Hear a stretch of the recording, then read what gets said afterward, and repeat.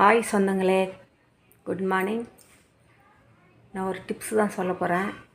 என்னன்னு பார்த்தீங்கன்னா, நெஞ்சு சளிக்கு நான் ரொம்ப நெஞ்சு சளியில் பாதிக்கப்பட்டேன். அதனால் மறுபடியும் சளி வந்துடுச்சு. அதனால் ஒரு டிப்ஸ் சொல்கிறேன், கரெக்டாக ஃபாலோ பண்ணுங்கள். கற்பூரவள்ளி,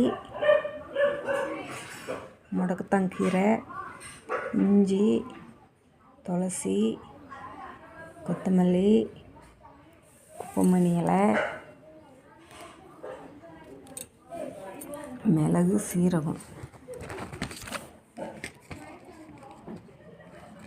இந்த மாதிரி நல்லா ஒரு 2 பாருங்கள், ரொம்ப நல்ல முத்த நேரத்தில் ஒரு 2 இதெல்லாம் போட்டு கொஞ்சமாக மஞ்சள் போட்டு நாட்டு சர்க்கரை போட்டு நல்லா கொதிக்க வைங்க. நல்லா கொதிக்க வச்சிடணும்.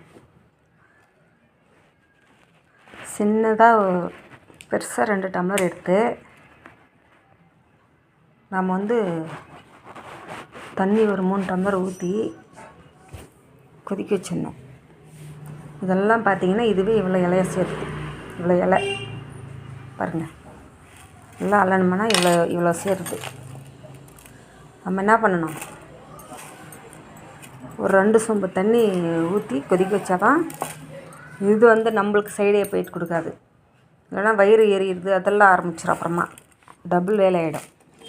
அதனால் 2 சொம்பு தண்ணியை ஊற்றி 1 சொம்பு தண்ணி ஆகிற மாதிரி கொதிக்க வச்சு தேவையானதை நம்ம ஃபஸ்ட் நாள் குடிச்சிட்டு 2வது நாள் பார்த்திங்கன்னா 2வது நாளைக்கும் இன்றைக்கி சாயங்காலம், நாளைக்கு காலையில், நாளன்னைக்கு சாயங்காலம் இதெல்லாம் நம்ம ஃப்ரிட்ஜில் ஸ்டோர் பண்ணி வச்சு எவ்வளோ தேவையோ எடுத்து நம்ம சூடு பண்ணி குடிச்சிக்கலாம்.